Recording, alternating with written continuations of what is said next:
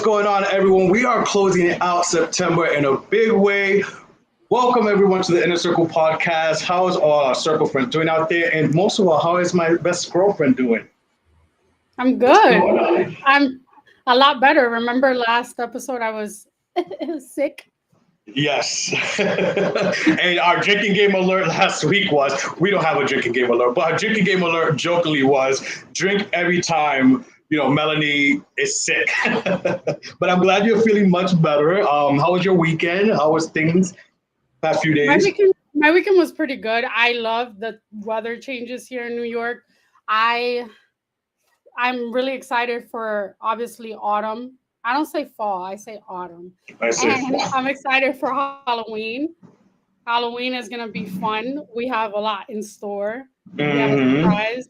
We already started talking about, I think, didn't we start talking about our Halloween outfits, our Yeah, we already know costumes, what. Yeah, yeah, we already like 2 months ago? we started. We the past 2 years we surprised each other, but this year we kind of have it planned. Yes. Yeah, So yeah, stay but tuned. we're excited because we have a big guest on today. As you guys know, I'm sure if you follow us, John Brennan. We're gonna be bringing him out in just a few short moments. But also Sunday, we had this past weekend. We had a bonus episode that we did. It's Latin. It's Hispanic Heritage Month, as you guys know, and we did. You guys voted. We took votes on our Instagram, and you guys voted for the Spanglish episode, and we did the episode in Spanglish. Spanglish is mix of English and Spanish, so it was fun. You were a little. I could I tell at was a first you were little like rusty. you were a little weirded out at first, like, but it was fun. I was watching it back after, and I'm like, that was fun. I kept forgetting to speak in Spanish. Like I would say things and I would just be like, yeah, blah blah blah, and then I would remember to say it. So Yeah, but let's not waste any more time. The people we've been talking about it, we've been waiting for this moment, and let's bring out the man himself. He is a country music artist.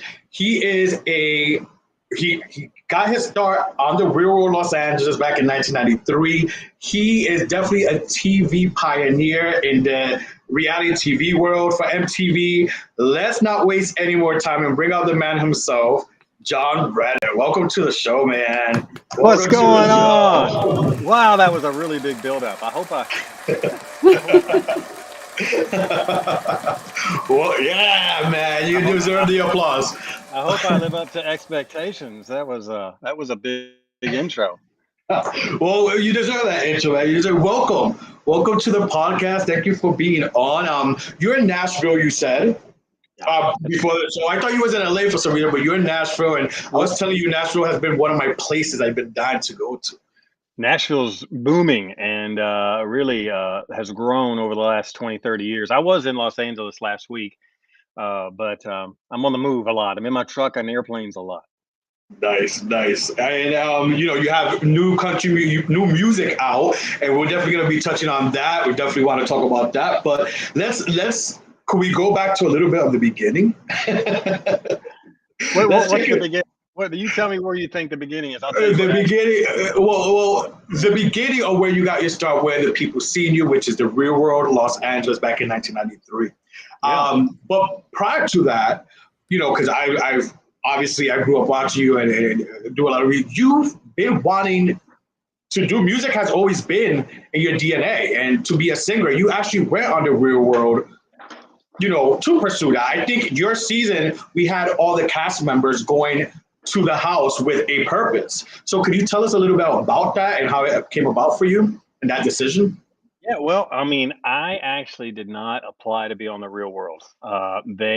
If you're old enough to remember 1990, 91, 92, country music was exploding. Even people didn't like country music were listening to country music. So, having done the first season in New York, they decided to do it again, and they were going to do it in Los Angeles, but they wanted a country music personality, so they came to Nashville, and I mean, a long story short, and they stumbled across me in downtown Nashville dressed like this, and like I was 18 years old. Are you a singer? Well, yeah, I'm a singer, and everybody in Nashville's a singer. Well, you want to be on this show called The Real World? It's on MTV, and they live in this big house together. And I'm like, no, no, no part of me thinks that sounds cool at all. And they're like, oh no, we're here in Nashville looking for an aspiring singer just like you that has never seen the previous show. And the more they talked to me, the more they wanted me, and the more I talked to them, the the less I thought it sounded like a cool show. So one of the creators of reality TV, Mary Ellis Bunham, who's passed away, Yeah, she called me and she said, John, look, MTV wanted to make a soap opera, but they really didn't have the funding to do. She was a soap opera producer, and she said, we came up with this idea to do a real life soap opera. And she told me all about the show again. I'm like, yeah, that's awesome, y'all. Have at it. And she just said, you're perfect for what we want. I said, why? Well, you're a singer. You're young. You're from the South. I'm from Kentucky, and I was a first year student, freshman in college at Belmont University, and had big high hopes and big dreams, and rather opinionated. And she just said, "You're perfect for this show called The Real World, all different walks of life." And by the way, have you ever thought about how much this exposure on a network like MTV could help your singing career? And I thought, tell me more. So, long story short, I left January the 20th. Of 1993 after one semester of college in Nashville at Belmont University. And Tammy and Dominic flew to Nashville because they were both living in LA, which every one of my roommates was living in LA. They weren't from LA, but they were living there. They had jobs, cars, friends, apartments to get away to. They had an existing life. I was the only transplanted one. And I was the youngest one by far. I was 18, and everybody else was 22, 23, 24, 25 years old. And I was just, dumped into a crazy situation. Of course, LA's crazy anyway, but then being on a reality show, the first reality show that ever existed, there was no Kardashians, Jersey Shore, Survivor. Somebody asked me that day, what was your show like? And I'm like, well, I mean, we were the Kardashians of the 90s. There was no Jersey Shore. There was no Survivor. There was no Big Brother. There was just us, and nobody knew what it was. So it was a crazy environment to be dumped into, but a good one, a good in some ways, and other ways, a very stressful one. But yeah, I mean, I never applied to be on it. I didn't, really want to, but I'm still here 30 years later. Literally, this is 30 years later. I'm still trying to put my music out there and be a country music singer. I got sidetracked with being a reality star on MTV. So that's strange how life works. And everywhere I go, they're like, hey, this guy, he's like you introduced me. He's an OG reality pioneer. It's something I never tried to be, something I never ever heard of or thought there was, any involvement for me. But here I'm still trying to be me, and I guess I'm famous for trying to be me. Listen, and a pioneer, and you just brought it up. That trip with Tammy and Dominic going to pick you up was also what inspired the whole Real World Road Rules Challenge. Well, not only Road Rules Challenge, it first inspired the whole Road Rules series, which was hugely successful. Yes. So you had the Real World, and then Tammy and Dominic and I had a Winnebago trip to even get to our loft in Los Angeles. And they went, holy cow, that was a crazy 10-day trip with a lot of drama. Let's make a whole show out of people in a Winnebago. So you had the whole Road Rules series, and then they had the first challenge ever in 1997. It didn't air till 98, but I always make sure everybody knows we filmed it in 1997. I was there. Wikipedia is wrong. It was in 1997. And it did air in 98, but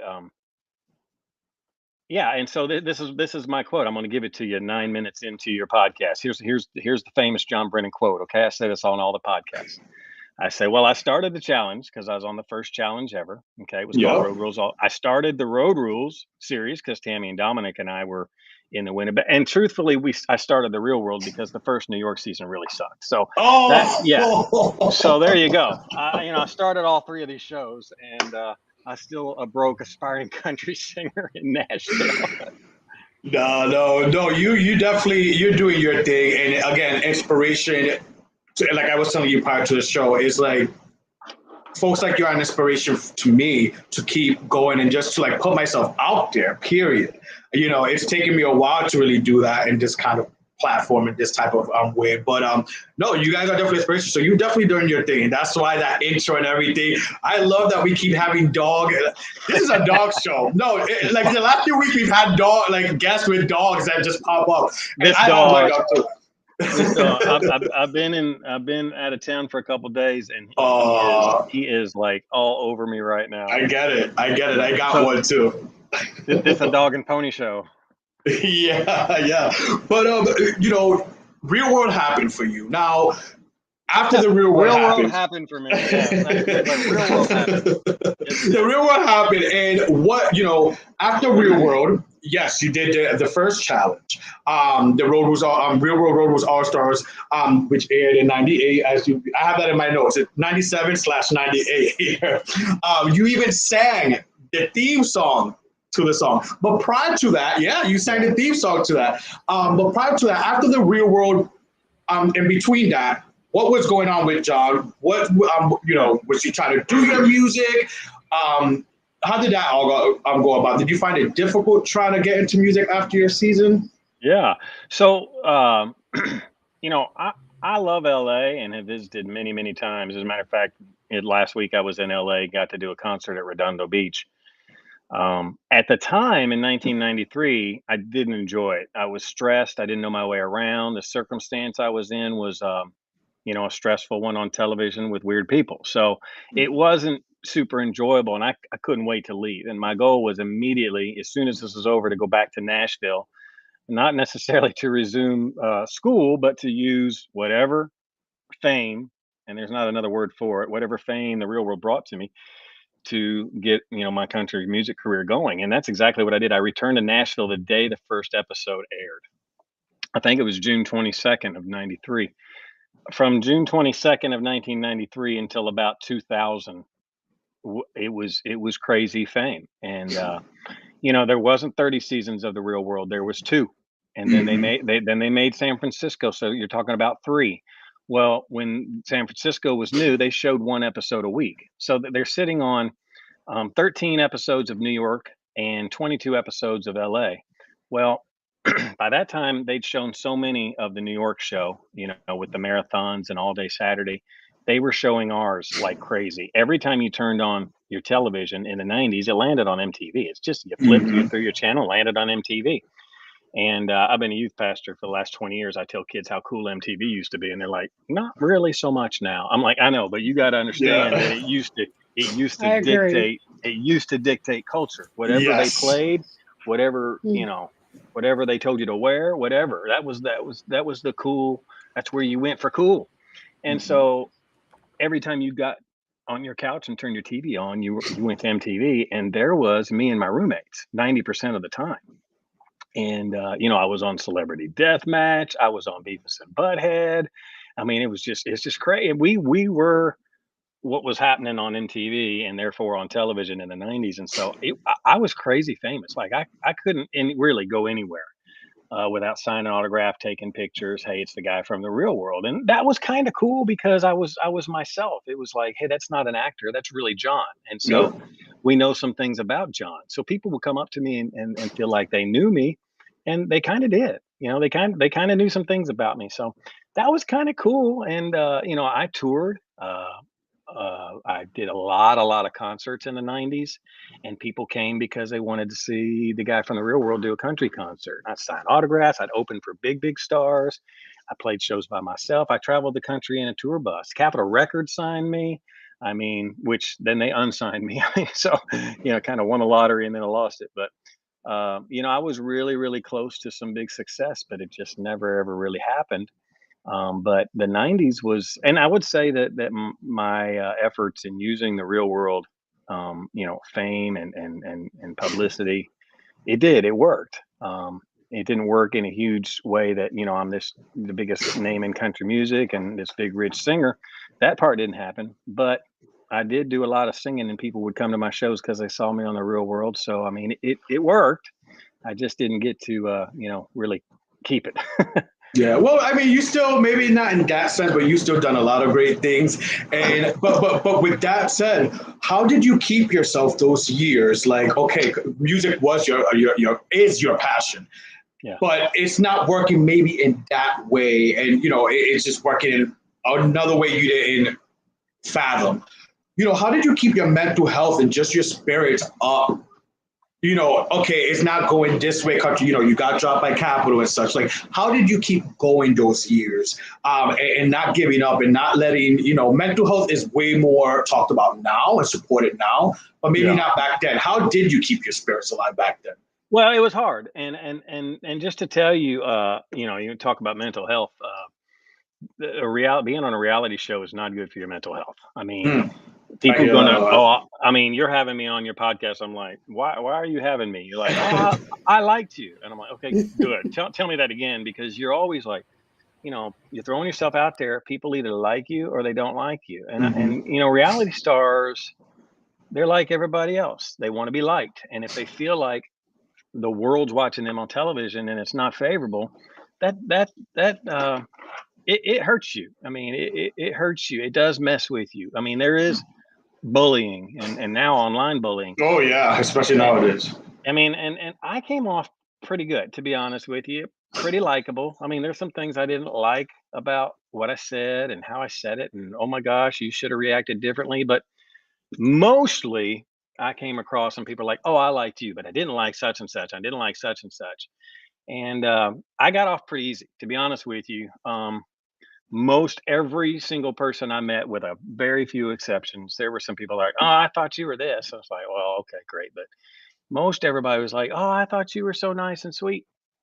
It was helpful. Not all of my roommates and not all reality stars get that. They have big regrets about what they said and did, and oh, this ruined my life, or you know, there was a day where I came across as a real jerk, and so now the world thinks I'm a jerk, and it mental health is a big factor, and even more so now. They hire psych people. Yeah, they do a whole psych eval now. Yeah. We did a reunion a year ago for Paramount Plus, the Real World LA Homecoming, and they did a 500 question psych eval. I mean, because people have had a lot of issues. If you look at the hundreds of reality stars that exist now, we could name them. I mean, I don't want to name them, but you could name them. Some of them have crashed and burned. Yeah. It's mental. Being a reality star is no picnic. I'm just telling you, it's a lot of stress. There's a lot of anxiety, and win or lose these games they're playing is not that important. But it's, hey, now you're somebody's mom. Now you're somebody's dad. You're representing your family. You're representing your hometown. I mean, I've had people say, you represented country music like a hick. I'm like, well, I mean, we're kind of country, so. I'm not representing country music. I was representing John Brennan. I wasn't representing the state of Kentucky. I was representing myself. So don't be so offended. Now this day and age, everybody's so offended. I'm like, well, I'm a reality star. You can just sit there and be offended. I mean, one of my main goals in life is to offend you. So nanny. So we have the Real World, the challenge. You did three challenges altogether. The Road Rules All Stars. Then we went to Battle of the Seasons. You were with Beth, and then we had the Inferno, good guys versus bad guys.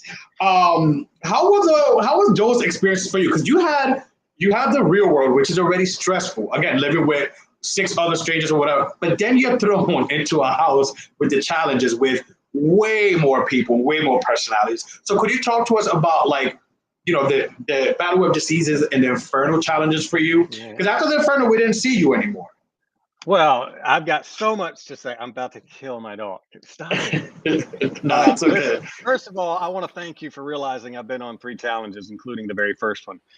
For some reason, the network forgets that I was on 3 challenges and refuses to consider casting me again. But I'm the OG that started all this. When they wanted a challenge, they called me. They called Eric from the first season, Rachel, Sean, and Cynthia, and Huck was Mr. Big. So none of us get cast anymore. None of. Well, Cynthia's actually been back. She was casted in All Stars 3. Yeah, the latest All Stars. Yeah. Yeah. So I've been, expressed interest on all 3 of the All Stars, and so I didn't have huge success on the challenges, and so maybe that's why.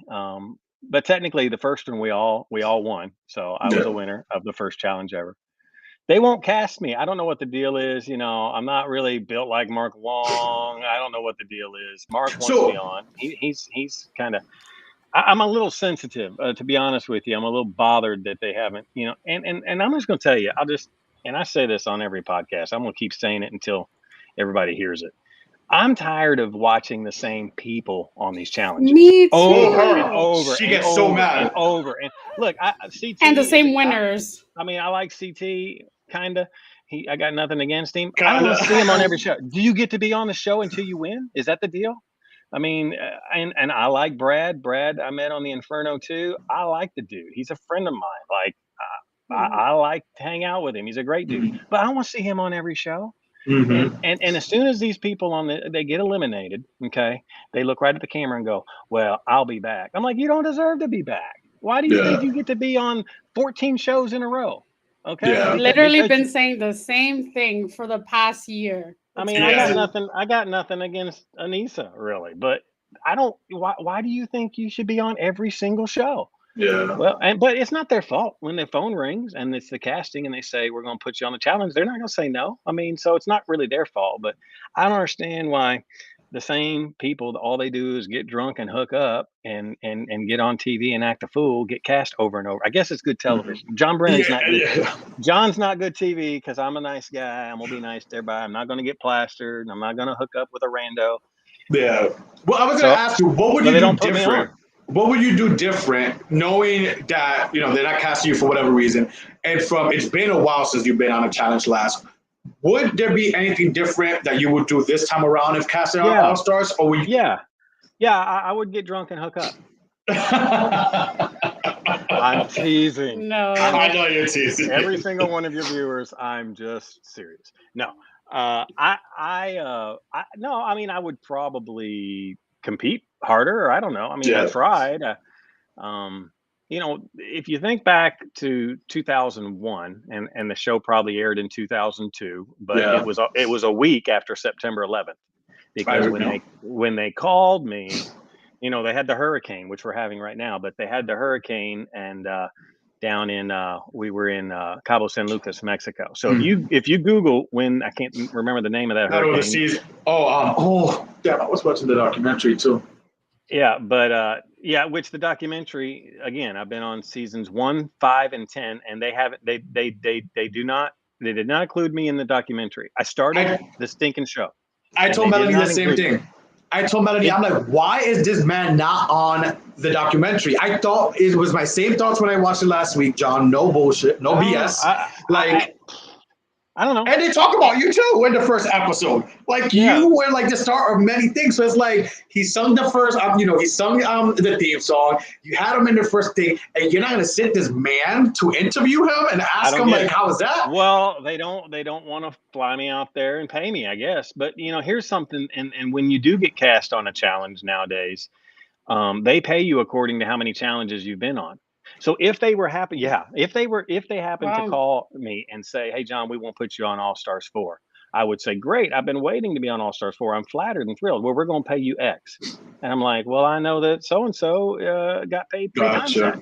Well, if you're on 8 challenges or 12 challenges, then they pay you more. If you're on 3 like me, well, it's not cool. And I'll tell you why it's not cool. The only reason I've been on 3 and not 15 is because you haven't cast me. So now I'm being punished and penalized that you haven't cast me. It's just crazy. So you got people that have made tens of thousands, even hundreds of thousands of dollars because they're on every single show. And then you got me who started the show that's like scraping by to make my payment.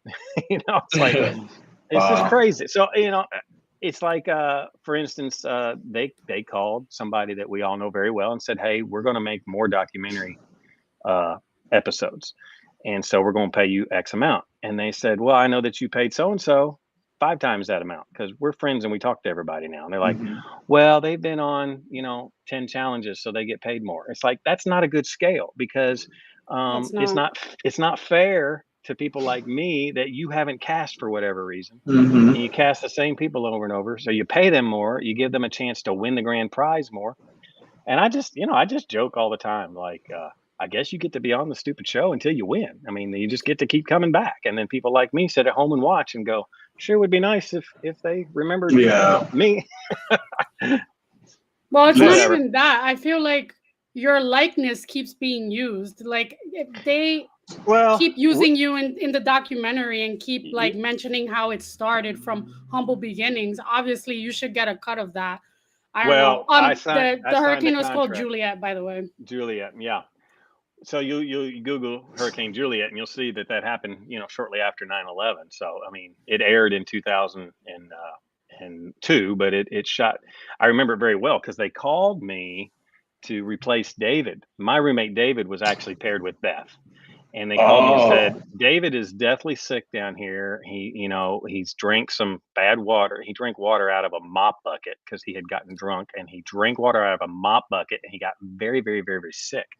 He couldn't do the production. So they said, now Beth Wow. doesn't have a teammate from her season. Will you come down and replace David? I'm like, this is like just a few days after 9/11. I'm like, I don't really want to fly right now. Are we even flying? Are there planes? Yes, yes. There, airports are back open, and can you fly to Mexico? I'm like, wow. okay. So I did. And in moment's notice, I didn't even have a passport. They got me a passport in 24 hours. They called Wow. Okay, called, MTV. yeah, MTV called my Times have congressman. changed. Yeah, if you call your state senator, actually, you call your senator's office, they can get you an emergency passport. We learned. And so I got a passport in 24 hours. I flew down there, and as soon as I landed, I'm like, that was weird. I mean, just being on a plane after 9/11, everybody was freaking out. They said, well, everybody's on the beach. I said, let's go. I'm excited. Let's go. They said, no, no, no. They just jumped out of an airplane onto the beach. You're going to the next hangar. You're jumping out of a plane. I'm like, no, I'm not jumping out of a plane. But I did, and it was actually one of the very best How things was I've ever that? done. It was like I flying, would like never. I mean, here's what the dude said. He said, I'm gonna be strapped to your back. I've done this literally 2,000 times. I have 3 parachutes. One is our main chute. You're gonna pull it when we hit like 4,000 feet or something. You have a big watch that tells you where, how many feet you are. And so we jumped out at 13,000 feet, and at 4,000, he taps me on the shoulder, and that's my cue to pull the cord. He said, if you pull the cord and nothing happens correctly, there's a second chute that we're going to pull. If that doesn't work, when we hit like 1,500 feet, it automatically comes out. So we've got 3 chutes. He said, I've never had to do anything past the first chute. And he said, literally, this is way safer than driving down the road in your car. I'm like, well, I would I, crap my pants. luckily I didn't, because it was being filmed for television. But I landed like a giraffe on the beach, and there was everybody, and they're like, oh my gosh, it's John. And so we got Beth was so unpopular as a cast member among the other cast members. We didn't perform last. We performed middle of the pack in the first competition, but they voted us out anyway. They I voted remember. yes, they voted yes and Veronica out, and they voted me and Beth out. And I was so mad. If we had performed poorly, or even second to worst, I would have thought okay. But we just got sent home because Beth was not likable. Personalities, yeah. And so I got home. I got sent home first, and then fast forward to the Inferno 2, I got sent home first on that. And so I've got this reputation for not performing well, and maybe that's why they don't ask me. But I'm a little sore about it, to be honest. And I signed a contract on the Real World in '93 that said they could use our name, face, and Like, likeness forever. In perpetuity was the exact word, which means until Jesus returns, and even past that. So they're Wow. doing that. They're doing that. yeah, They're exactly. milking it. Clearly. And all the contracts that all of these cast members are signing for the challenges and everything say similar language. And so I mean, I told somebody yesterday, as a matter of fact, that they were complaining that we were being not paid, and this documentary is being made. And I said, look, we signed a contract saying they could use this footage forever and ever and ever. And so that's what they're doing. That's what they're doing. And we can't complain. We know what we signed, and you just got to roll with it. Yeah, that's crazy. Well, I told her, I'm like, why isn't John in this documentary? Like, come on, like we even spoke about it, like, oh my God, I'm so excited for him to be on next week, because like there's so much about him he's spoken, but it's like then it kept going, and I watched the second hour, nothing, and I'm like, me and her are like, I'll tell you what I thought. I Okay. thought that you wanted no association with reality TV, and Not you true. wanted to more so focus on your music, and that's why you weren't on. No, I That will tell sucks. here, and if anybody at the network, at Paramount Plus, MTV, Bunim Productions happens to watch this clip, they'll know. Every time my phone rings and they say, "John, we want to include you in a show, a documentary, an interview," I have never said no. I have never said no. As a matter of fact, when they called 2 years ago and said, "We're thinking about doing a reunion homecoming with your cast," I said, "I'm in." They said, "Oh, you don't have to think about it?" I said, "I've been thinking about this for 30 years. I knew you would call one day and want to do this, Oh, and I'm in." And they said, "Can you help convince your roommates?" I'm like, "I'll start contacting them." So I mean, they know that I like being involved in it. To be honest with you, um, I'm going to tell you a secret that no one else will admit. Since I'm nice guy and honest, I'll just tell you straight up. getting an Reality exclusive here. reality stars like attention. Okay, they like the attention. They like being on documentaries. They like being on TV. I like it. Okay. I like being on your podcast. I like it. I like attention. I like being on stage. I like being on television. It's fun. I'm just going to tell you, it's fun. I mean, other than having to live with, Tammy and David, it's fun. And, and they're paying you and you get to be on TV. And then there's people like you that watch it and they're like, "Hey, we thought you were awesome. We want to do a podcast." And now you've got new friends and, people come up to you on the street and they're like, "Oh, I saw you on the show. Can I take a picture and tell me about your music?" I'm sorry. That's cool. I mean, I'm not gonna lie Yeah. to you. Reality And stars like attention. And we're thankful for people like you, though, because I mean, yeah, they like attention, but then there's some reality stars, like you said, there's a lot of people that want to go up to, take pictures, etc., talk to you. But then there's some that's like, No, very not like, in the no, mood. it's like, come on, you're a reality, like, come on, you're a reality, like, you know what I mean? Like, be a little nicer, like, you put yourself out there, so Yeah, expect that attention. yeah, but I will say this: being a reality star, you don't get the perks that being a movie star has. Like, you don't get the lifestyle, you don't get the money, you don't have all of that. So sometimes it gets old being a reality star because you're really famous for nothing. Like, you're Mm. famous for nothing, and just being I don't. I mean, these reality stars. I'm sorry, I won't name names, but I'm just. Sometimes I watch reality TV and I'm like, you are such a phony. Like, that's not even Yeah, really how you really are. You just happen to know that you're going to have 15 minutes of fame, and you're acting some kind of way, which is not a good kind of way, by the way. You should yeah. completely change the way you're acting. But I mean, yeah, if you put yourself out there as a reality star, you better want people to walk up to you and be your friend. I mean, if you don't, then pick something else to do, because that's actually the cool part. Now you brought up Real World Homecoming and how that came about, and of course we watched. I'm a Paramount Plus subscriber here. Hey, no, seriously. I specifically got Paramount Plus, but I knew like it was going to include the old Real World. And by the way, Paramount Plus, CB, Viacom, much respect, but put all the season of the Real World, please. Add Road Rules too, because I'm Well, waiting, I know everybody says that. Let me and tell you I'm why. paying my good money. Well, let me tell you why they can't. Music, It copyrights. has a lot to do with music licensing, Mm. and they've even gone back and replaced some of the music in the original shows. I really feel like they're trying to bring that catalog to Paramount Plus. No one's told me that. I don't have special insight, but a lot of fans are complaining on Twitter and stuff about, why can't we have this season or that season? And Mm-hmm. they're not withholding it for any other reason other than Like, it may not have been a popular one, and the network just mm, doesn't want it, or there's some licensing issues. But yeah, I mean, I'm thrilled that because it's not going to show on MTV anymore, so might as well yeah. stream on Paramount Plus. And I'm a Paramount Plus subscriber, and actually for Christmas they gave me a year subscription, so thank you, Paramount Plus. But Nice. it's neat. It's neat to be affiliated with a company like Paramount. I mean, Absolutely. I mean, I'm a nobody. I'm not a huge music artist yet, and here I've got this relationship with Paramount. I mean, that's pretty cool. Well, you're somebody. You're John Brennan, okay, from the damn real world Los Angeles, Mhm. okay? And now Homecoming happened. Can you Oh, talk to us about Homecoming that? happened. Let's talk about Homecoming because we watched it, of course. How was that experience? I mean, we've seen a lot. We talked about John. We don't want to talk about Tammy, David, but how was for you living through everything? How was that experience? Because a lot of things came up, that from back in the day, years ago, that you guys have to relive now in your present. And I'm sure we brought up mental health and anxiety and all that. I'm sure that was a lot for you guys. So could you talk to us about that experience for you? Yeah, for sure.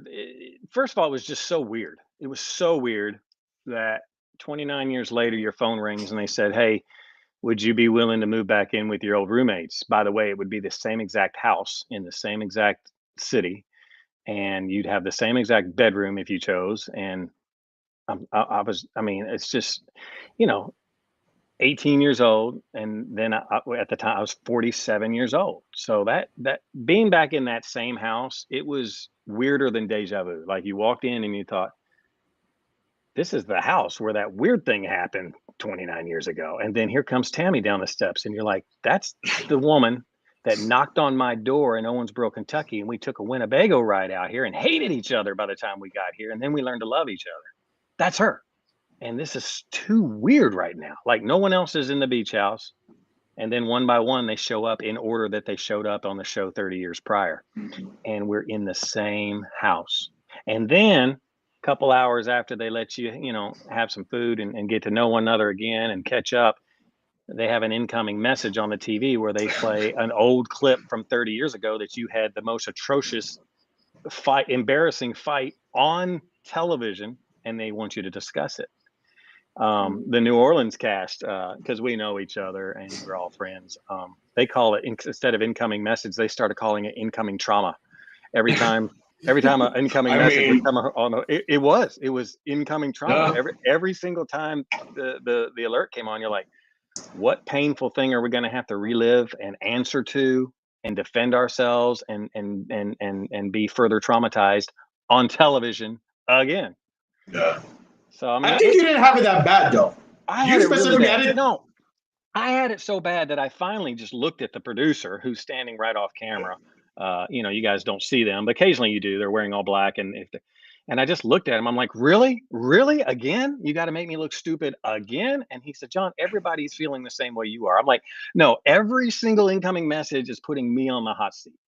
And they're like, the New York season felt the same way. Everybody feels the same way. I'm like, no. So you felt that they were putting you on the hot seat? Yes. Really? Yes. Everything was 18-year-old John said something really stupid that he shouldn't have said, and embarrassing and and naive and you know, now you have to answer to it again on television in front of everybody and the world. It's like, I don't want to answer to that again. Well, just, I mean, why is it? Are you just paying us to embarrass us? What's going on here? Can't we just?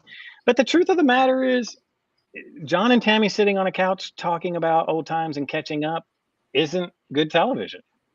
They have to. They literally they got to produce. They literally had to produce, and some cast members literally produced, and they forgot what reality television was.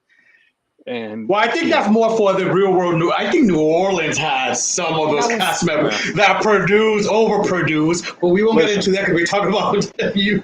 Listen, we'll talk about it on the after show. Okay, I'm gonna tell you something. Reality TV and reality stars have changed so much, and I watch these challenges where all these people been on these challenges over and over and over and over and over and over, like I said earlier. And I'm friends with some of them. I've been on shows with some of them. It's like this weird fraternity that we have, and we're all connected on social media. And it's kind of like, I don't like half of these people, but I've also defended them, you know, like on Twitter. You guys don't know what it's like to be on one of these shows, back up off them. And, oh, I didn't realize y'all were friends. It's like, well, I mean, I'm not really friends, but I'm defending them because what they're doing is hard. Yeah. But I'm going to tell you something. Some of these reality stars, they just need to drop the word reality and go be on a scripted show, because they're not acting real at all. Like, they're not authentic. And I'm telling you, I can say it. Yeah. If there's anybody on the planet that can say it, it's me, because I've been on a reality show longer than some of these people been on the planet. And what they're doing and how they're acting is all for camera. And I just want to shake them and say, okay, are you just being a total ham or jerk, or what is it you're doing right now? Yeah. You're not being a genuine person. Totally I think they're gonna they probably do it in mind to get like a spin-off show. Not only a spin-off, but to get ass back. They want to get ass back. To get ass back, but to get followers and to get publicity, they got to be outrageous. I mean, they think I've got to be the next Snooki. I can't just be a reality star on the challenge. I've got to be an outrageous, person, and Yeah. I got to do this crazy stuff and say these crazy things. And I'm just like, I mean, even on my homecoming, I had to say, hey guys, this is not authentic. You got to think back to our experience. Mm-hmm. Nobody told you to say and do things. It just happened, and they captured it or they didn't capture it. The homecoming and reality TV is nothing like that now. It's literally like, hey, we're going to provide lunch, and here's the topic for the conversation. By the way, Irene and Beth, now's a good time for you to ask John why he's not married. And it's like, that's not what we Mm. that's not what we do. Like, we never, John, we're that's like our brother. We're not gonna throw him under the bus on television like that. It's like, yeah. Mm. And they would encourage you to say and do provocative things. And I'm like, that Wow. is not what we did 30 years ago. But reality TV has changed. I have a question. Is there a reality star that was on the Real World and doesn't want to be on Homecoming, but is willing to be in the challenge? I Is there I one? have some. I think so. I heard that there was a specific season that they couldn't get it all together. They couldn't get everyone to agree to do the Homecoming, Oh but yeah. this person is okay with doing challenges. They just don't want to be, I guess, put at the stake for the comments and the things that they've said in the past. Yeah, the incoming trauma. And that's something I wasn't prepared for the homecoming. I thought I'd go and have a good time and we'd be in the same house and we'd make some more TV and it'll all be fun. It was stressful. I mean, the second day we're talking about, what happened in the hallway with David and Tammy, and it was Mm. That a was lot too of much. it was too much. It was too much. And then the next day was Tammy's abortion. It was like, wow, like I thought we were going to have a good time. Yeah. This is not a good time. To answer your question, there are several seasons, okay, of the real world old school shows that are dying to do the homecoming. Mm. And they're being told, hey, if you don't have all of your roommates in that will participate, we're going to skip your season. Well, that's not completely true because You we guys didn't have got all. lucky. Yeah. Well, we had 9 roommates, so we still had 7 Well, because yeah. David got kicked out and replaced Yeah. with Glenn. And what else happened? Something else dramatic Irene happened. left. Irene, Irene left because she got married. You yeah, see, and I she got remember you lived it, but I've been listen, watching for years. listen. Yeah, so Irene I got mean, married and left. so we still had 7, and we had Tammy, and we had David, and we had Big personalities. we had me, who was a huge part of our show. I mean, so Mhm. if I had said no, I'm not interested, I don't know that they'd have done our homecoming. I was such a huge part of our 22 episodes. Mhm. Dominic didn't do it. Um, Dominic and and then Glenn. Dominic and Aaron. Yeah. Aaron. Okay, sorry. Glenn did do it. Glenn was there. I'm sorry. And it would have been better with Aaron and Dominic, especially Dominic. He's hilarious, and I got to see him in LA last week, and he's still hilarious. But the other seasons of the Real World, first of all, the homecoming pays really well, and the seasons they want to be paid well, and they want to do the project again. It's neat. I mean, it's Yeah. neat. And so there are a lot of seasons being talked about doing homecomings, and all the cast members are calling me and what's it like and how's this work and blah blah blah and what should I be prepared for, and a lot of the The newer trauma. I talked to incoming trauma. I talked to every except for one New Orleans cast member prior to Mm. there. Just they want to know what it was like, and I even had talked to a couple of the New York just because I wanted to know what to expect, and there are, to answer your question, there are at least 4 or 5 casts of the Real World that are nipping at the bud. They are dying for that call that they've been selected to do the homecoming. And then it's like my roommates won't all do it, so dang, Yeah. we're gonna miss out on it. And well, maybe they'll do it if we have all but one cast member. But yeah, there are a lot of cast members that say, well, we may never get called to do a homecoming, but I wish they'd call me to do an all stars challenge. Yeah. Even people that have never been on a challenge. The Mhm. first challenge, the first All Stars was, oh, this is OGs. You got to be an OG. Okay, well, unless you're Eric Nies, there's no bigger OG than me, and they didn't consider me. They cast Beth. Of course, she's a challenge queen.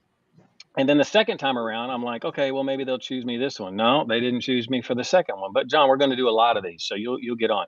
The third one, oh no, I even called them. I said, look, you've called me twice. You've been, am I available? Am I willing? I'm telling you, I'd love to do it. And so I called them the third time. They're like, well, this one, the prerequisite is you have to have been in a final to be cast. And I'm like, okay, so it's not an OG challenge. Now Yeah. it's your favorites challenge. Yeah, it started changing. Yeah. So, you know, but there's a lot of people that we've never been on a challenge that would love to be on an All Stars challenge, or to call it an OG challenge. But like, for instance, Irene from My Real World cast, she's never been on a challenge, but she'd love to be on. She'd love to be on one now. Well, she can't be on an All Stars one. She's not an All Star. I'm not an All Star. I mean, I've been on them, but I've not, won. So. No, but you definitely will be considered All Stars, because even in All Stars, the last 3 All Stars, there was people who never won, or maybe got into a final, just period. Like, so yeah. No, you definitely an All Star. I'm going to need you to start the petition then, because. Listen, I'll be shouting out. Listen, tweeting, Instagramming. I mean, I want to have fun. I want to go. It's fun to be around some of those people. It's fun to go to those places. It's fun to do those competitions. It's fun to be on TV, and I'm just gonna be straight up. I want to do it. Yeah. Maybe they'll do a homecoming challenge. Oh, I don't know if I want to be with those people. Yeah. Now, really quick, you came into the original Real World, and even in this one, you spoke about it, and I've admired it because I'm a man of faith myself. You came in it, and I love that. At 18 years old, you're like going into this house with 6 other strangers and strong in your conviction about what faith means to you, and not to get too serious, but how did you do that, especially being so young? At 18, you walk into a house, and even in your challenges, because as we sing in the Inferno, Badass versus Good Guys, kind of you and Julie talk about a little bit about your faith and the type of people and all that stuff. So how did you handle being on reality TV, having your faith and staying strong in your conviction? Well, I think that's a compliment. So let me say thank you. I don't know how I did that, except I'm a pretty grounded, very opinionated, stubborn person. And so when I decide that I'm a man of faith and I live a godly life, then I'm pretty stubborn with that. And so, that's one of the things I think that made me a good reality star, if there's such a thing, is when I lived on the Real World, like I was 18, my roommates were pretty opinionated and stubborn and set in their ways with much different ideas than I had. And like for Tammy, for instance, on the second episode of The Real World in '93, she said she's, a practicing Muslim. She's not a practicing Muslim. I mean, not even especially. Praise God, she's born again. And but we had these drastic differences, and the storyline quickly became, okay, John's this wannabe country music singer, wears a cowboy hat, sings country music, and then suddenly my stereotype changed, and it was, this guy's a Bible thumper. Like, this guy is really, really one of those obnoxious Christians. And so that became who I was in the press, and everything kind of changed. So John's this very devout Christian that's not budging. That wasn't really like, I got to go intentionally be this, this Southern Christian, as much as it was just really who I was. And it came out in every conversation. And every time we talked about an issue, my faith was always the backbone of my stance. And they didn't know what to do with that. They'd never met a religious person or a Christian that, that loved, like Tammy had an abortion. And instead of judging her and being, what you think a Christian's going to do because of because of how some Christians choose to not love, they were completely baffled by the way that I still loved her. And I was like, look, I don't have to agree with your decision, and I'm probably never going to agree with your decision, but listen, you're my roommate, you're my friend, I love you. And while we're talking about the value of life, your life is valuable, Tammy. Your life is valuable to me. Nobody had ever said that to her. Nobody had ever said it that way, especially a Christian. And they're like, wow, you're a different kind of Christian. I'm like, no, I'm the Christian that we're supposed to be. We're supposed to love people we disagree with. And they didn't know what to do with that. To be honest with you, I think that's why I'm not cast on any shows. I did the Homecoming, but let's face it, they did the Homecoming because they wanted Tammy back on television, and I was just a byproduct of Tammy being back on reality TV. And so they had to have John because I was her roommate after all. But the world's not been crying for John Brennan to be back on the screens, and that's why they don't cast me on the challenges, because what am I going to do when everybody gets plastered? I'm gonna pray for you, which I would, but that's not what the producers are looking for, I guess. But if you want reality, I represent a segment of people, especially from the South, that are God fearing, and there's a whole lot of people in fan mail that I've gotten over the last 30 years that say, "Hey, look, I watched you on TV." I'm like, "Why are you watching that trash?" And they're like, "No, I watched it because I'm like you. I grew up going to church, and I grew up, in faith in Christ, and I could relate to you. I couldn't relate to your roommates all the time, but I could relate to you." And so that's what makes the real world and what reality TV used to be so cool, is because these are real people, and you can pick one that is from your background or resonate with. Yeah, I mean, I think it's brilliant. I think it's brilliant. I'm proud to have been part of it. It's been stressful. It's been, a taxing on mental health, as you mentioned. It's been all of that, but overall, it's been really stinking awesome to be part of a project that puts all walks of life. I'm reading these chats. It says, "Oh man, you weren't even old enough to drink when you're on the show." No, but I wasn't. I wasn't old enough to drink, but I wouldn't have anyway. But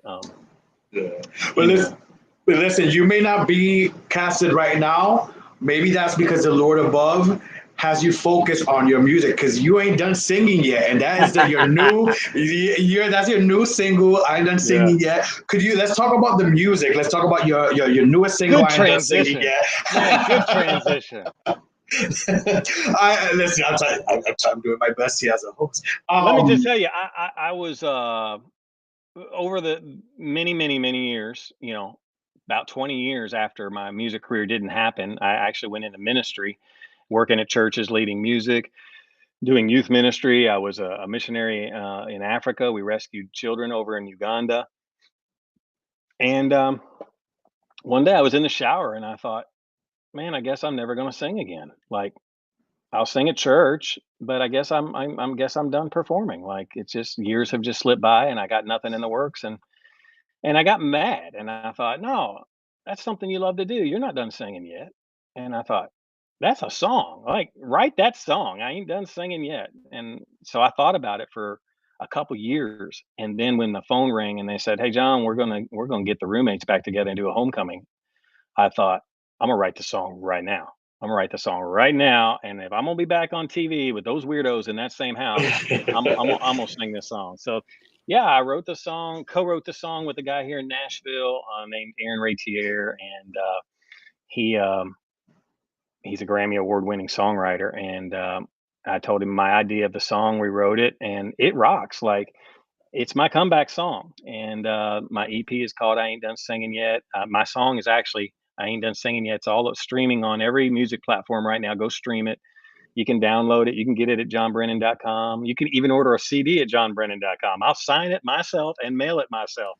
People are like, what's a CD? Well, it's a coaster. It's a coaster with my music on it. Okay. But yeah, I'm excited. I'm excited about my music, and I ain't done singing yet is like my mantra. Like, I'm gonna still sing. And Ayana on the challenge, like, I never met her, but she loves me to death, and was bragging about me on a podcast. And when the homecoming was on, she's like, "Oh, I love that John Brennan, and I love his song, and I love his music." And totally, so I tweeted her. I'm like, "Thanks for like giving me all that love. We've never met." She's like, "John, I love you," and I'm like, "We're best friends, and so we're gonna be friends forever." And so, like, we have this. She's a woman of faith too. We follow each other on my personal Instagram, and there's something I posted, a Bible or Psalm or something, and she loved it. So I'm like, oh, woman of faith, yes. Yeah, she's cool. I mean, and it's neat. It's neat to get to know those other people. And they're like, "Oh, John, I watched you." I'm like, "Oh, I mean, I watched you too." So we don't know each other, but yes, we do. We're part of this weird thing. Yeah. Yeah, so I'm doing music, and I'm here in Nashville, and I'm trying to get my songs on all of your podcast listeners. Even if you don't like country music, call your country radio station; it'll help me. And say, please Yes, play yes, John yes, Brennan. I yes. ain't done singing yet. I mean, if you go and stream it, that helps too, but not near as much as if you call your radio station and say, hey, play John Brennan. I ain't done singing yet. They've got it. They've got it. Call your radio stations, but not only stream it, guys. Go on iTunes if you have app. We all have like Apples for the most part. We have Apple. A lot of people Apple snobs. Go on iTunes and just click 129. Why stream it? Just own it. 129. Click twice and you own it. 129. That's like a soda, a potato chip. You're saving some calories. Like, come on, buy it. Don't stream it. Buy it. Just buy it on iTunes. By iTunes people. Yeah. And if you go to johnbrennan.com and do that, I actually get that 99 cents, and Apple doesn't even take any. So there you go. Then go to johnbrennan.com. I'm an Apple snob. I'm an Apple snob. If you text me from a Droid and your texts are green, I probably won't even respond. I've heard so many people say that same thing, like, oh my God, it's green. But no, seriously, go to his website directly so he could directly get the money, because we know how everything is with these corporations. Sorry, Apple, I love you, but the truth is the truth. But yeah, listen, this is a time where we like to say, sell yourself. I know you talk about your website. Where could all our listeners, viewers watching right now, where could we find you, John? Here's what I'm tired of Mark and CT and all these other posers that are on these reality shows time after time with more followers than me. Okay, they have like 100,000 followers. The Miz has like 20 million. And listen, the Miz wouldn't even be a success if I didn't take his place in the Inferno and sacrifice myself. I would be the WWE star. I remember that.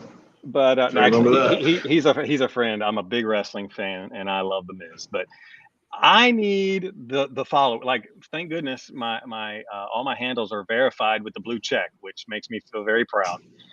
When we got to do the homecoming, that all happened. But I'm on Twitter and Instagram at johnbrennan_com. They won't let me do johnbrennan.com, so it's johnbrennan_com on Twitter and Instagram. And I need more followers. And then I'm on Facebook. I had a little glitch and I lost half my Facebook followers, which was only 5,000. But I'm on Facebook at John Brennan Country. So go like my page. Don't just follow it, like it, because likes are better than follows. But so I'm at johnbrennan.com, on Facebook, John Brennan Country. I'm on Instagram, Twitter. I'm even on TikTok now. So find me on TikTok and for the children. I follow you on Twitter. We're trying to make TikTok work. Hey, I'm trying to go viral. I'm trying to go viral. I mean, I'm not a big TikTok fan because, I've been a youth pastor. I think TikTok's one of the demise of youth culture, to be honest. Oh, I work with kids, so I get it. Yeah, I mean, TikTok is, but anyway, I have one, and my last post is Beth and I dancing to I Ain't Done Singing Yet. So go and follow me. I think I've got only 600. We're trying to get Beth on, but she's a hard one. But John, she doesn't like to do podcasts. I could tell. She hasn't done like Derek's. Well, she's one of my best friends in life, and I stayed at her house last week, as a matter of fact, when I was in LA, and she doesn't like to do podcasts because she's one of these that jumps at the opportunity to be on challenges and homecomings and shows. She loves reality TV. But she gets bullied a lot, to be honest. And she doesn't like to do podcasts because she's always afraid people are going to gang up on me. And I'm going to have to answer to things that aren't fair. And she just doesn't like to go on them. And so I can't blame. But again, it's easy for me. It's easy for me to go on because you guys are so nice, and it's like, tell me about your music. Well, we will be the same way to her. Well, now you can influence her and tell her how we are. We will be the same way to her. We will not bully her. We will not pull her on the hot spot. We will celebrate what she's done for reality TV. She's done a lot, but not to take away from you because it's about John right now, okay? But really quick, we want to play a game. We told you we had a game for you. We've done this with the likes of Cyrus. We've done it with Sophia. We got to do it with you too. It's called Build Your Challenge Squad. So, John, you're going to be surprised. You're going to be very surprised because you don't know this probably, but Cyrus and I are very good friends. Oh, yeah? Yeah. Well, you guys are all you guys are a big family. Yeah, we're a big family. It's weird because, like Cyrus wasn't on my Real World. It's like, how do you know Cyrus? But Yeah, I don't know. We Boston. hang out. I'm like, yeah, he's Boston, but he lives in He throws LA. these parties. I heard these crazy parties. He actually came to our house when we were on the Homecoming, and they didn't show it, but Of course, just yeah. like they didn't. I called the New Orleans house twice, and they were all the cast got together and like, who's on the phone? It's like it's John, and they all got together and went true story, and they didn't show it. They didn't show it on the Homecoming, but they had a lot going on their Homecoming. So. Oh yeah, oh yeah. But let's get into this game real quick so we can let you go. We know you're a busy guy. Build your challenge squad. So now we're gonna throw a few different titles, and every challenge is different for challenge fans. This one, I feel like you need a certain type of different team members in your team that make the world go around. We always have the drama person, we always have the persons who hook up. So let's get it started. For the drama mama, because sometimes the drama mama could help the team go a long way. Who would you want in your team? Trishelle or Coral? Ooh, well, it's weird because I've become good friends with both of them, to be honest with you. Like I've never met Trishelle, but we tweet at one another and we're like, hey, have we ever met? No, but I love you. I love you too. And so, but I'm going to shock the world right now. I'm going to shock the world. You guys will not believe what I'm about to say to you. Coral and I are very good friends. And I love Coral. I love Coral too. And, Coral, she's not known for being very nice. My favorite, every time I think of Coral, I think of wrestle. I don't wrestle, and I mean, bitches. Yeah, I mean, it's like, and I mean, she's talking about Julie. Julie's like, I challenge you to a wrestling match right now. And she's like, wrestle? I don't wrestle. Yeah. And so I'm always texting Coral. I'm like, hey, how you doing today? I heard you don't wrestle. And so she's like, hey, John. So we met at the Real World Awards that they had. I don't know, this award show that they had. And anyway, she's like, John, I'm Coral. I'm like, I know who you are. And she's like, yeah, I love you. I'm like, I love you too. So we've been friends ever since. So I would say now Trishelle's awesome, but Coral is a fierce competitor. And I would hate to go against Coral. So I want her on my team. And I'm praying for Coral return on All Stars. All right. Like, well, again, as a fan, you want Coral on your screen, okay? And yes, as a friend, I want Coral on the screen.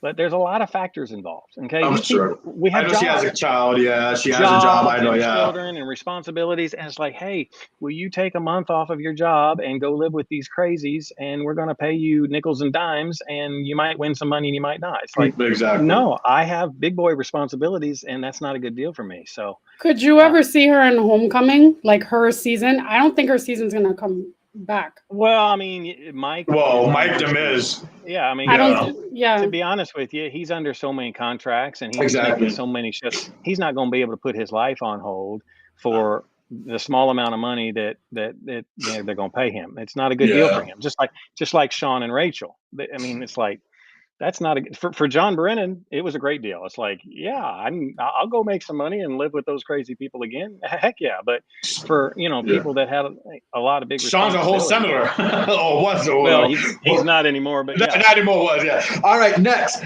for who would you want on your team for athletic endurance? And these are two OGs: Eric Nice or Mark Long.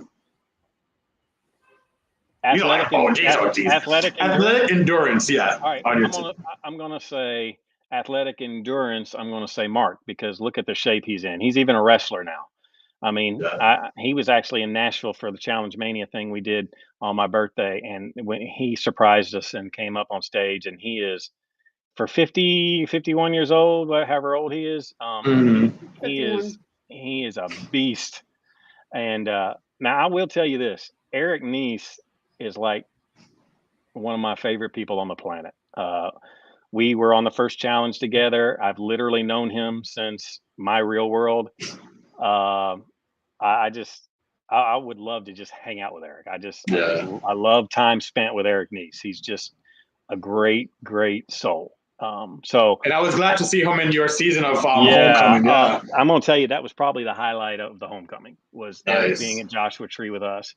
And again, that makes our season better than the New York season. Eric wasn't even on his own season; he was on our He season. had COVID. So, I mean, so for them to get in the confessional and say New York's the best season ever, blah blah blah blah. I think there was even profanity involved. I'm like, okay, first of all, you're from Birmingham, Alabama. Let's tone it down a little bit. Well, I mean, I lived in Birmingham, Alabama twice, so I'm No, I a get it. Birmingham, Alabama person. But for you to say every other season's horrible except for New York, I'm like, I mean, Eric is the first reality star that ever existed.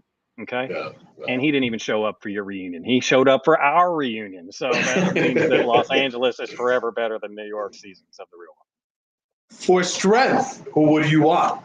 Abram, speaking of the Miz or Abram? Okay, this is not even a item to think right? about. No, Abram is one of those people that I don't want to watch on TV. I don't want to be in the presence of on a show. I don't want to sit at a table with him. I don't think he's cool. Mike, I think, is the super coolest guy that's ever been on wrestling, reality TV, anything. So I'm going with Miz. Nice. Next, for badass girl, strong girl, who do you choose? Rachel or Ruthie? And Rachel, this is Rachel Robinson, not Rachel Campos. Yeah, Rachel. Nobody mentions Rachel Campos Duffy anymore. I just sang at her daughter's wedding, and Nice. she's a very good friend. At her daughter's wedding. Oh my, time is going by. I feel old. Okay, and guess who was there? Guess who was my roommate at the hotel at Rachel and Sean's daughter's wedding? Beth? Nope. Norman from New York. Norman was at the wedding and was my roommate. I'm like, there should be a camera crew filming this. I mean, Norman from New York and John from LA at Rachel's daughter's wedding. This is television. Awesome. Yeah, listen, is awesome. I got to be honest. There's a whole many years of these shows that I didn't watch, and I couldn't even tell you what show this Rachel. I didn't even know her name was Rachel. She was in the badass team during Inferno. Not Inferno 2. Not on my show. Not on my Inferno. Was she? Maybe not. I don't know. Melanie, you can check that real quick and get back to us. But I believe she was in the badass team with Veronica. I'm gonna be really embarrassed. And Karamo. No, she was. It was her. I remember that whole team. It was her. Karamo was on that team. Dan Renzi. Veronica. Dan was on that team. Tanya. I believe Beth was on that team as well, on the badass team. Okay. So she was on a show I was on, but now I was only on there. I was only on there for a minute, and then all right. So Ruthie, I'm going with Ruthie. She was on Inferno too. Yeah. That's what's wrong with podcasts and reality shows. You get embarrassed when you don't know things. No, it's cool. Ruthie is super cool. I love her to death. She's a good friend, and I love Ruthie. I want to be with Ruthie. All right. Next, we only have two. Well, after this, one more. Political mastermind, Veronica or Julie? What do you mean political mastermind? Look, I don't know what you mean by that. But listen, I'm gonna have Julie is my friend. I'm gonna go on record as saying Julie Stouffer Rogers is my good friend, regardless of what Homecoming New Orleans looked like, which was a clown show. But let me just say, I wasn't there. You weren't there either. Okay? No, we wasn't. No. I love New Orleans. My thoughts, but I will stay quiet. Nor do we want to have been there. Listen, I've talked to all the New Orleans cast members, all of them, and some of them I'm very close to, and I love that cast, and I love Julie. And I'm just telling you, a Homecoming reunion for a Real World season is a cruel thing to do to people. And yes, it got crazy, and I cannot defend much of what I saw, but I'm just telling you, Julie is my friend. And this is the way I am. Julie is my friend for life. I love her. And Veronica, I don't know very well, but there's this really hateful relationship between her and Beth, who is also my ride or die. Oh yeah. I could not possibly choose Veronica. I will go with Julie right there. All right. And the last one, so we can let you go. Super badass guy. This is the last one I did because I'm a fan of both of these guys too, and they're still doing their thing. Darrell or Derek? Oh, hold up now. I love both of these guys so much. They're tough. They are tough in elimination. They put their All thing right, so. I'm gonna tell you now. I'm gonna tell you this. Darrell, I love. He's never done anything to me except been very, very cool and kind. Okay. My only bone to pick with Darrell is not a bone that I have to pick with him. It's that he keeps getting cast on these shows, and it's Yep. not his fault. He should say yes, but he's been on the flagship show a billion times. He's been on He's the gonna be All on this Star, new one, yep. and you know Again, what? Yeah, again, that's what I'm like. Darrell, listen, if you ever watch this, I love you dearly. Like, I want to hang with you. You're my boy. I cheer for you when you're competing on this show. I think he's hilarious on the show. I do. I think he's very entertaining. But I'm tired of these same people getting cast. Now, Derek's also been cast a billion times, Mm-hmm.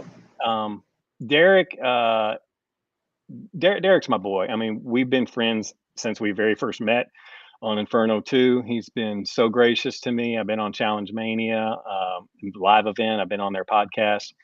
Derek's he's very, very good to me. And he's a friend. Darrell's a friend too, but not quite like Derek is. So I love both of these guys. I love both of Yeah. them. The only thing I don't like is that Darrell's been on every single show that they've ever made. And I just don't think that's fair. I don't think it's his fault, but I don't think it's fair. Listen, I don't think it's his fault either, and I don't want to cause any drama, but nowadays we are all trying to fill our quotas, if you know what I mean. I'll leave it at that. Listen, I am trying to create drama, because if I don't create some kind of drama, I'm never going to be discussed anywhere online or anything. Yeah, I'm not, because I here want only- you guys to trust me that you guys can come on this show and not mess it up for you guys. So I'm not trying to create drama on the show, but you know what I'm saying.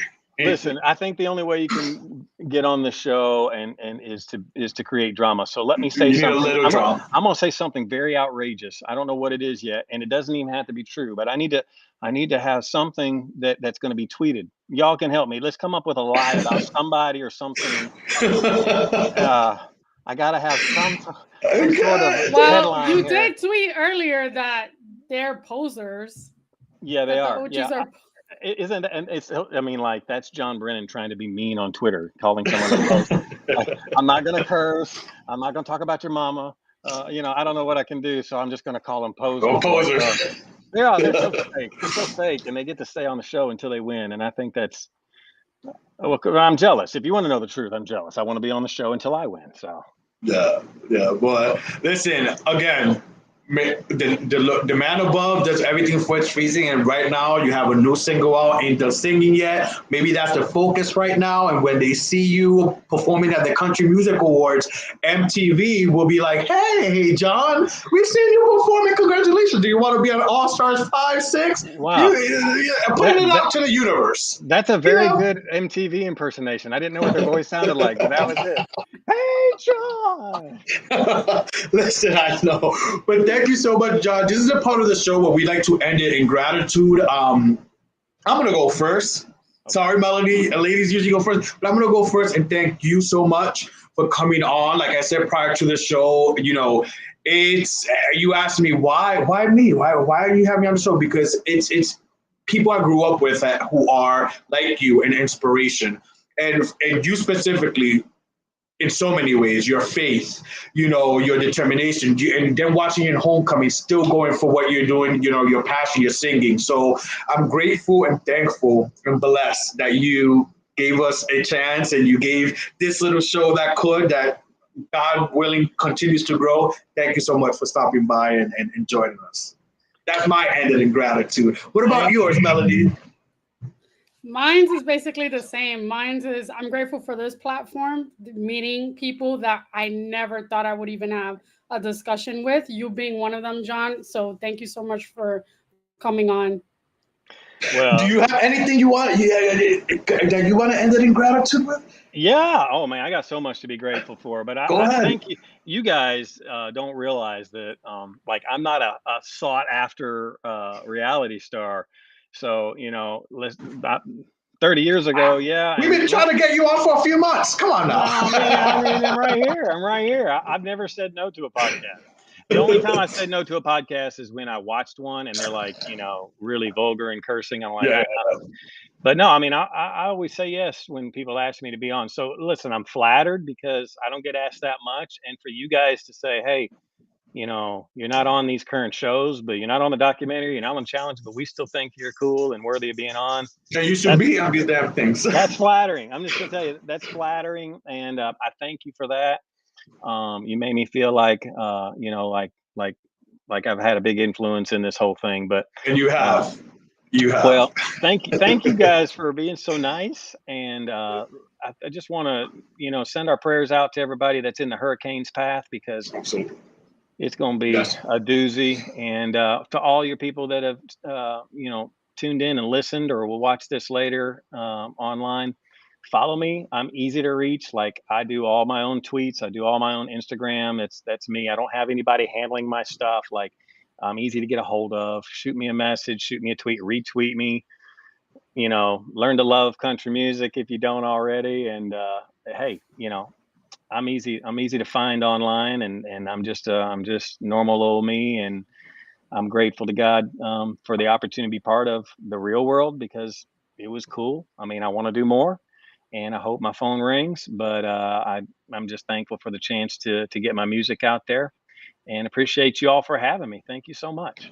Thank you. And everyone, please go follow on Instagram, Twitter, whatever your favorite platforms are. Stream by. I ain't done singing yet. As for us, you can find us on Instagram. We are on YouTube. A little subscribe doesn't hurt. Will mean a lot. Share, like. We are on Facebook, and we stream the very next day on all your favorite platforms: Spotify, Google, iHeartRadio, all those good stuff. It means a lot. Thank you guys so much. Thank you, John, for joining us. We are back next week. It's spooky season. We're October next month. We'll see you guys next week, next month. And we love you guys. Adios.